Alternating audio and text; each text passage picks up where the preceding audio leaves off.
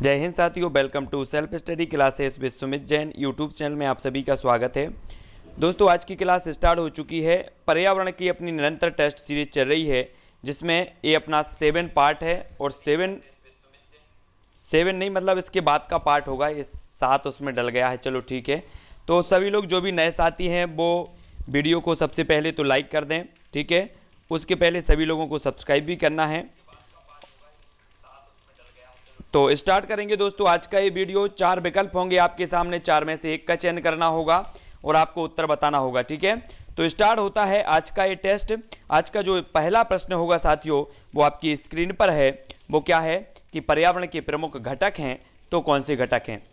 4 विकल्पों में से हमें चयन करना होता है। एक विकल्प का सभी लोग चयन करेंगे। पर्यावरण का घटक आपको बताना है इस प्रकार से: मानव निर्मित है, प्राकृतिक है, दोनों हैं या इनमें से कोई नहीं।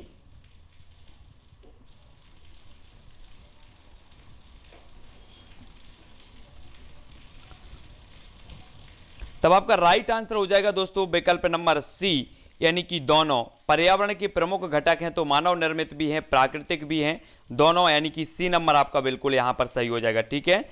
अगला क्वेश्चन है, ताप, मृदा, प्रकाश पर्यावरण के किस घटक के अंतर्गत आते हैं? जैविक घटक, भौतिक घटक, मानव निर्मित या इनमें से कोई नहीं। तो आपको बताना है प्रश्न क्रमांक 2 का उत्तर।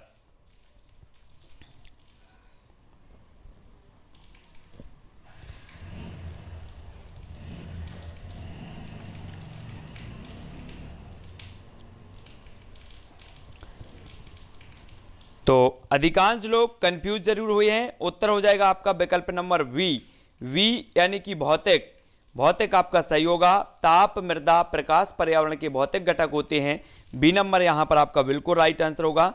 अगला क्वेश्चन है आपकी स्क्रीन पर, पर्वत, पठार, मैदान पर्यावरण के किस क्षेत्र में आते हैं? स्थल मंडल, जलमंडल, वायुमंडल या फिर जैवमंडल। आपको बताना है पर्वत, पठार, मैदान, घाटी पर्यावरण के किस क्षेत्र में आते हैं। प्रश्न क्रमांक 3 का उत्तर हमें बताना है।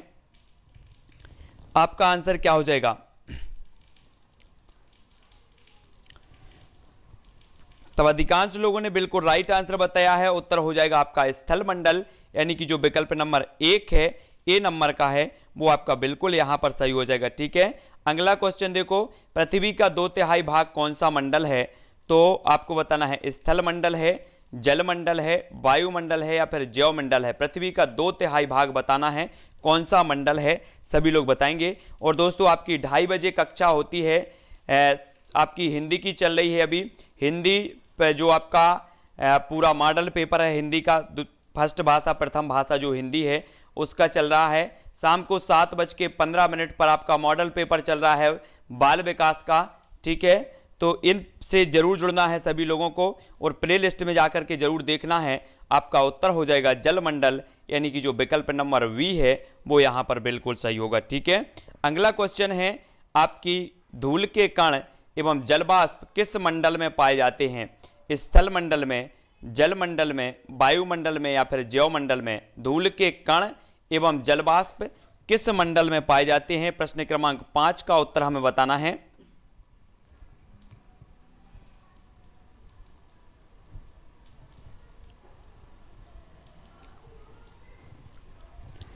तब आपका राइट होगा दोस्तों वायुमंडल। वायुमंडल यानी कि जो विकल्प नंबर आपका सा है वो बिल्कुल सही हो जाएगा, ठीक है। सी नंबर का आपका राइट है ना। अगला क्वेश्चन देख लो, बेजीव जो मृत शरीर के कार्बनिक पदार्थों को साधारण तत्वों में अपघटित कर देते हैं कहलाते हैं? अपघटक, सर्वाहारी, तृतीय उपभोक्ता या फिर द्वितीय उपभोक्ता। बेजीव जो मृत शरीर के कार्बनिक पदार्थों को साधारण तत्वों में अपघटित कर देते हैं, क्या कहलाते हैं? तब आपका बिल्कुल सही आंसर है अपघटक। अपघटक यानी कि जो आ नंबर है वो बिल्कुल सही हो जाएगा, ठीक है, आ नंबर। अगला क्वेश्चन है आपकी स्क्रीन पर, चिपको आंदोलन की शुरुआत कब हुई? आपको बताना है चिपको आंदोलन की शुरुआत कब हुई। 1982, 1972, 1973 या 1975। आपको पता है उत्तराखंड के चमोली नामक गांव में जो है इस आंदोलन की शुरुआत हुई थी। और ये शुरुआत कब हुई थी?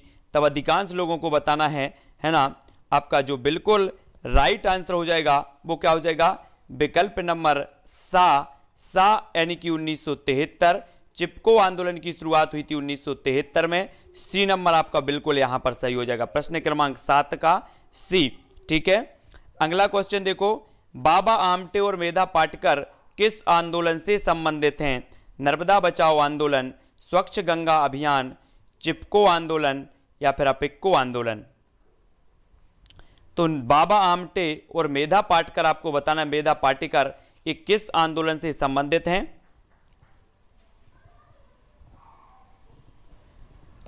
तब अधिकांश लोगों ने बिल्कुल सही आंसर बताया है, नर्मदा बचाओ आंदोलन। बाबा आमटे और मेधा पाटकर ये नर्मदा बचाओ आंदोलन से संबंधित है, यानी कि जो ए नंबर है वो आपका यहां पर बिल्कुल सही होगा। नेक्स्ट प्रश्न है आपकी स्क्रीन पर, विश्व पर्यावरण संरक्षण दिवस कब मनाया जाता है? आपको बताना है 26 नवंबर को, 22 अप्रैल को, 3 अक्टूबर को या फिर 22 मई को? तो प्रश्न क्रमांक 9 का उत्तर हमें बताना है, विश्व पर्यावरण संरक्षण दिवस कब मनाया जाता है? तो अधिकांश लोगों ने बिल्कुल सही आंसर बताया है कि वो मनाया जाता है 26 नवंबर। 26 नवंबर को विश्व पर्यावरण संरक्षण दिवस मनाया जाता है। ठीक है, विश्व पर्यावरण दिवस मनाया जाता है 5 जून को और विश्व पर्यावरण संरक्षण दिवस मनाया जाता है 26 नवंबर को। ठीक है ना, और 22 अप्रैल को आपको पता है पृथ्वी दिवस मनाया जाता है, 22 मई को जैव विविधता दिवस मनाया जाता है। ये सारे के सारे जो दिवस हैं वो सभी लोगों को याद रख लेना है। अगला क्वेश्चन देखो, निम्न में से कौन सी वस्तु सजीव नहीं है? घास, वृक्ष, मशरूम या फिर बादल? तो कौन सी वस्तु सजीव नहीं है हमें बताना है।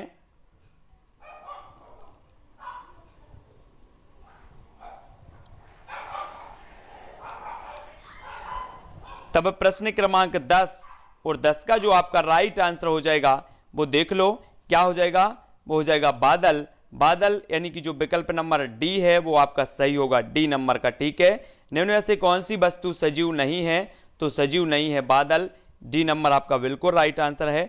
अगला क्वेश्चन देखो, पौधों में गैसों का आदान प्रदान कैसे होता है? पौधों में गैसों का आदान प्रदान कैसे होता है? जड़ों के द्वारा, तने के द्वारा, फूलों के द्वारा या फिर पत्तियों के द्वारा? तो पौधों में हमें बताना है गैसों का आदान प्रदान कैसे होता है। तब प्रश्न क्रमांक 11 का आंसर बताना है।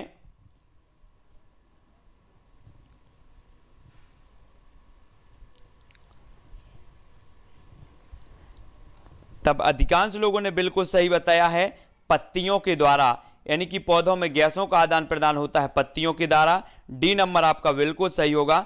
ठीक है, अगला क्वेश्चन देखो, अगला है, निम्न में से कौन अपने शिकार को पकड़ने के लिए अपनी जीभ का प्रयोग करता है? मेंढक करता है, दोनों करते हैं, छिपकली करती है, इनमें से कोई नहीं। तो आपको बताना है कौन अपने शिकार को पकड़ने के लिए जीभ का प्रयोग करता है। 4 विकल्प में से चयन करना है।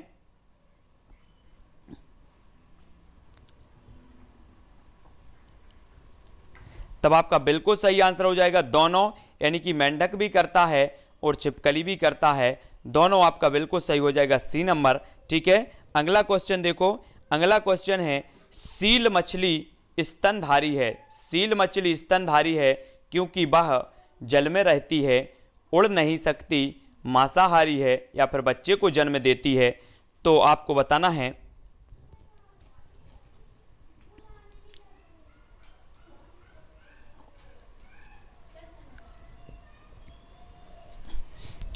तो अधिकांश लोगों ने बिल्कुल सही आंसर बताया है, वो उत्तर हो जाएगा डी, बच्चे को जन्म देती है। सील मछली स्तनधारी है क्योंकि यह क्या करती है, बच्चे को जन्म देती है, और डी नंबर यहां पर आपका बिल्कुल सही होगा।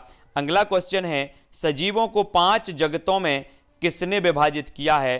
कैरोलस लिनियस ने, रॉबर्ट हुक ने, आर.एच. व्हिटेकर ने या फिर चार्ल्स डार्विन ने? जगतों को आपको बताना है किसने विभाजित किया है 5 जगतों में सजीवों को। तो 4 विकल्प में से चयन करें आप।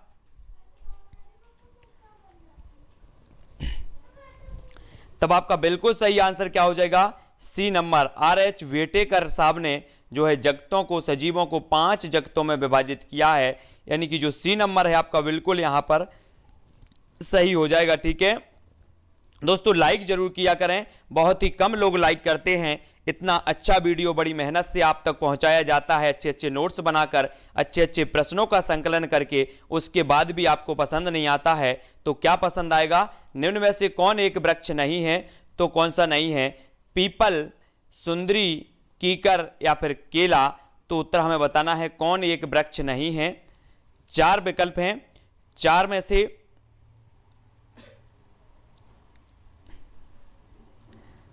तब आपका राइट आंसर क्या हो जाएगा? केला। केला यानी कि जो विकल्प नंबर आपका डी है वो यहां पर सही हो जाएगा। ठीक है, तो सभी लोगों ने बिल्कुल आंसर सही बताया है। प्रकाश संश्लेषण सबसे कम किस रंग में होता है? लाल रंग में, हरा रंग में, पीला में या फिर बैंगनी में?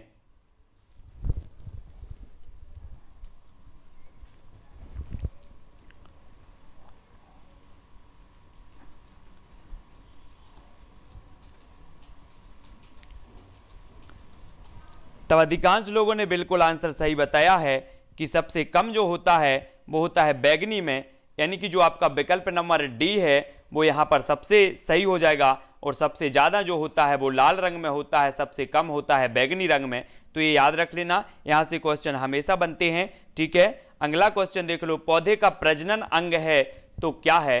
तना है, जड़ है, पत्तियां हैं या फिर फूल है? तो पौधे का प्रजनन अंग हमें बताना है। प्रश्न क्रमांक 17 का आंसर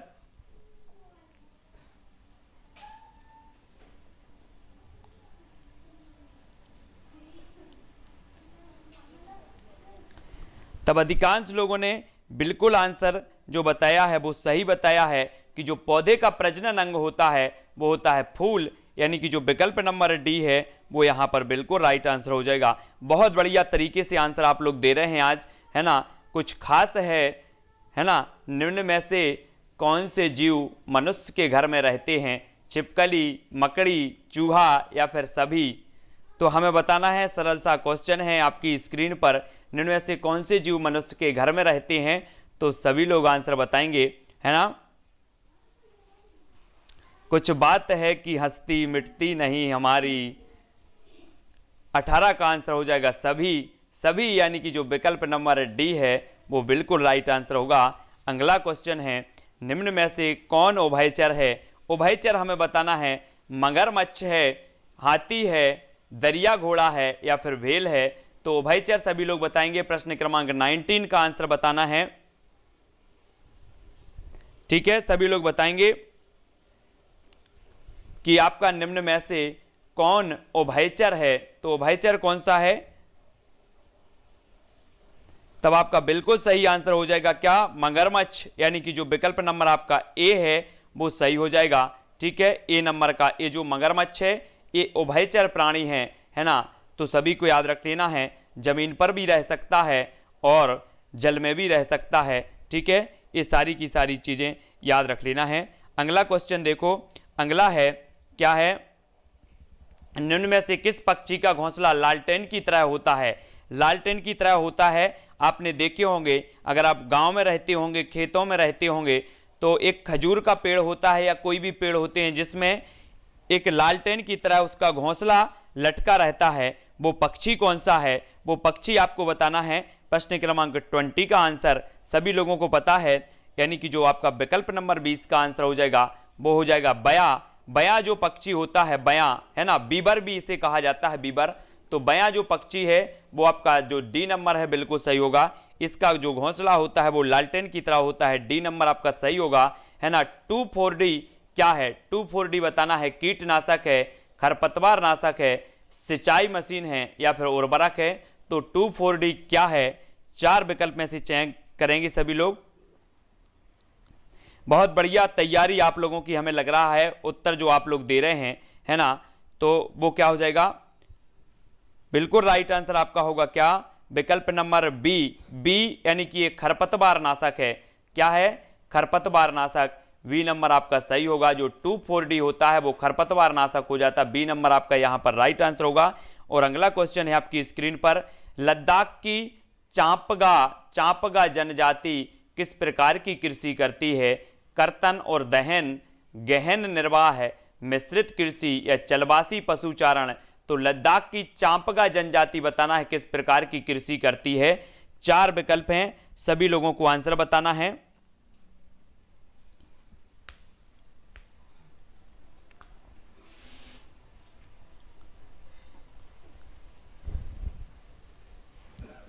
तब अधिकांश लोगों ने जो उत्तर बताया है साथियों, वो बताया है चलवासी पशुचारण।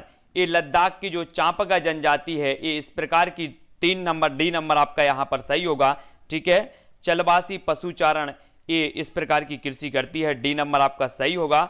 अगला क्वेश्चन है, आर्द्रता को मापा जाता है तो किससे मापा जाता है? सभी को बताना है, बैरोमीटर से, हाइग्रोमीटर से, हाइड्रोमीटर से या फिर एनीमोमीटर से। तो जल्दी से बताएंगे उत्तर क्या होगा। आर्द्रता को मापा जाता है तो किससे मापा जाता है? 4 विकल्प में से सभी लोग अच्छे से करना, कंफ्यूज नहीं होना। आर्द्रता को बताना है प्रश्न क्रमांक 23 का। देखो कंफ्यूज, अधिकांश लोग कंफ्यूज यहां पर हो चुके हैं। अधिकांश लोग सी बता रहे हैं, कुछ लोग ए बता रहे हैं, कुछ लोग बी बता रहे हैं। देखो आर्द्रता जो मापी हो जाता है, या तो इसे आर्द्र मापी कहा जाता है या इसे हाइग्रोमीटर कहा जाता है, यानी कि जो बी नंबर है वो यहां पर सही होगा। देखो यहां पर हाइड्रोमीटर दिया है और यहां पर हाइग्रो दिया है, तो जो आर्द्रता मापी है वो उसे हाइग्रोमीटर कहा जाता है और बी नंबर यहां पर आपका बिल्कुल राइट आंसर हो जाएगा। ठीक है, अगला क्वेश्चन है आपकी स्क्रीन पर, पर्यावरण ही शिक्षा है और शिक्षा का कार्य छात्र को उसके अनुकूल बनाना है। ये कथन किसका है? प्याजे साहब का, थॉम्पसन का, स्किनर या फिर जॉन डीवी साहब का है? तो जल्दी से बताएंगे।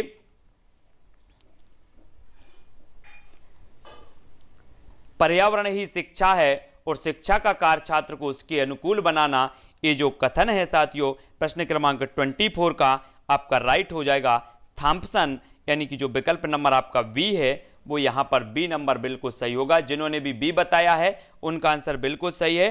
ठीक है, बढ़ते हैं अगले क्वेश्चन की ओर। निम्न में से कौन सीखने की प्रक्रिया को प्रभावित करने वाला व्यक्तिगत कारक है? तो व्यक्तिगत कारक कौन सा है? परिवार है, अभिप्रेरणा है, समाज है या फिर पुरस्कार एवं दंड है?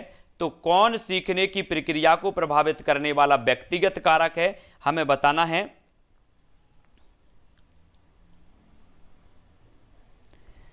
तब आपका राइट जो आंसर हो जाएगा साथियों वो हो जाएगा अभिप्रेरणा। अभिप्रेरणा यानी कि जो विकल्प नंबर वी है वो यहां पर सही होगा। अभिप्रेरणा जो है ये सीखने को प्रभावित करने वाली जो है व्यक्तिगत कारक माना जाता है और बी नंबर यहां पर आपका सही होगा। अगला क्वेश्चन है आपकी स्क्रीन पर, एनसीएफ 2005 ने जो है कक्षा 3 से 5 तक के पर्यावरण अध्ययन को कितनी थीमों में बांटा है? बताना है 5 थीमों में, 4 थीमों में, 6 थीमों में या फिर 7 थीमों में? तो जल्दी से बताएंगे आपको एनसीएफ 2005 ने कक्षा 3 से 5 तक की पर्यावरण अध्ययन को कितनी थीमों में बांटा है? तब आपका राइट आंसर क्या होगा?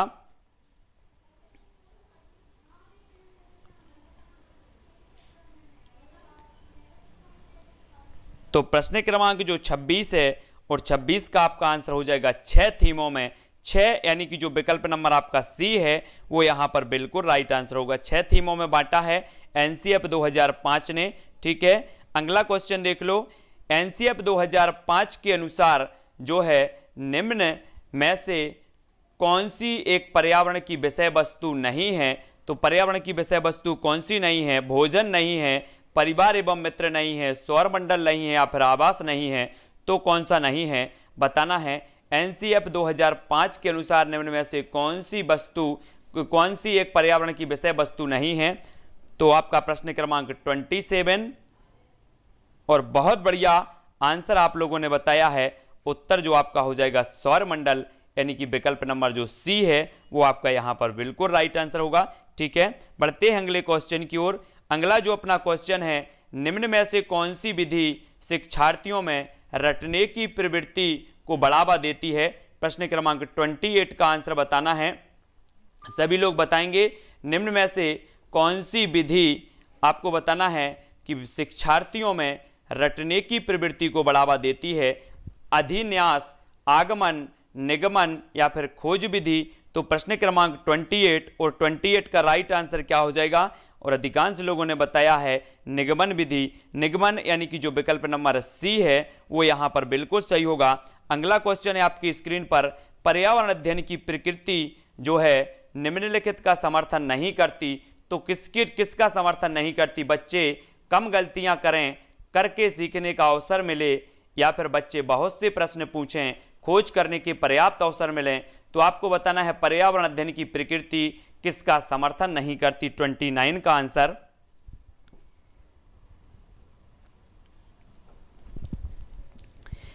तब बिल्कुल कंफ्यूज होने की जरूरत नहीं है, विकल्प नंबर ए जो है वो आपका बिल्कुल यहां पर सही हो जाएगा। ए नंबर, बच्चे कम गलतियां करें, इसका समर्थन नहीं करती, है ना।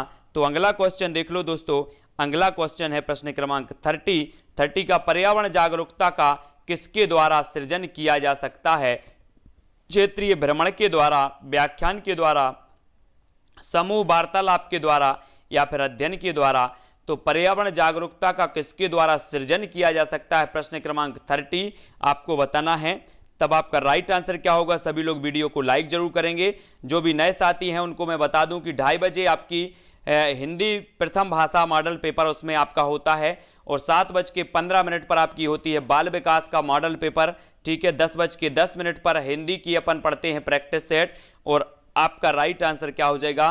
क्षेत्रीय भ्रमण। क्षेत्रीय भ्रमण जो है आपका यहां पर बिल्कुल सही आंसर होगा, क्षेत्रीय भ्रमण, यानी कि जो आपका विकल्प नंबर आ है वो यहां पर सही हो जाएगा। ठीक है, बहुत बढ़िया तरीके से आप लोगों ने आंसर दिए हैं। आप लोगों को वीडियो को लाइक जरूर करना चाहिए। ठीक है, हाँ, तो इसी प्रकार से अपना ये टेस्ट चलता रहे, इसके लिए आपको वीडियो को शेयर भी करना है, लाइक भी करना है ना। जब हम आपके लिए इतनी सारी चीजें कर सकते हैं कि आपको बना बना के इतने अच्छे अच्छे प्रश्न छांट कर लाते हैं और आप तक प्रेषित करते हैं, तो आपका इतना थोड़ा सा तो कर्तव्य बनता है कि हम लाइक करें वीडियो को, अन्य लोगों तक जो है आपको शेयर भी करना है। ठीक है, तो बहुत बढ़िया, विशाल जी, प्रीति रजक जी, है ना, और नेहा जी, जुगल जी, सोनम अतुल जी, विकास, मंजू जी, और सौरभ जी, अंजलि जैन जी, कुमकुम जी, विनोद जी, मनोज, विकास जी, मंगल सुंदरी जी, दिनेश, कृष्णा जी, भावना जी, विकास, आरती जी, अनीता जी।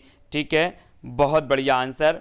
तो इसी प्रकार से श्री कृष्णा, राकेश, विशाल, आदित्य, मंगल जी, है ना, लकी जी, और मंजू जी, आनंद जी, विकास जी, ओम यादव, प्रताप जी, जगदीश जी, शैलेंद्र, हरिप्रसाद जी, बंटी मिश्रा जी, अतुल जी, सोनम जी, है ना। मैं हमेशा देखता हूं कुछ लोग ऐसे साथी हैं जो हमेशा सपोर्ट कर रहे हैं चैनल को, तो सभी लोग सपोर्ट जरूर करें। राजेश पटेल जी, उमेश जी, भावना, है ना, लकी जी, और पूजा लोधी जी। ठीक है, विशाल जी, पुष्पेंद्र जी, जुगल जी, आयुष जी, दिनेश जी, संतोष, विकास जी, और सभी लोगों के लिए बहुत बहुत धन्यवाद। आनंद जी, मनोज जी, है ना, बहुत बढ़िया। तो विशाल, मंगल जी, मोहिनी जी, अंजना, जगदीश, पुष्पेंद्र जी, सभी के लिए धन्यवाद। आज के वीडियो के लिए बस इतना ही। नेक्स्ट वीडियो 7:15 पर होगा आपका बाल विकास। जो भी बाल विकास पढ़ना चाहते हैं वो प्रश्न जो व्यापम द्वारा पूछे गए हैं, व्यापम द्वारा पूछे जाएंगे। आप कुछ भी मत पढ़ते रहो कि हम कुछ भी पढ़ रहे हैं, बिल्कुल सरल सरल पढ़ रहे हैं। और व्यापम का जो लेवल है एक बार देखो, चेक करो व्यापम का लेवल, है ना। ना CTET लगता है व्यापम के लेवल के आगे, कोई भी नहीं लगता। तो इसलिए व्यापम का लेवल देखो, 7:15 पर आपका होगा। तो सभी लोग 7:15 पर क्लास ले सकते हैं बाल विकास की। आज के वीडियो के लिए बस इतना ही। निर्भय जी, अंजना जी, विकास जी, मोहिनी जी, जुगल जी, है ना, सभी को धन्यवाद। जय हिंद।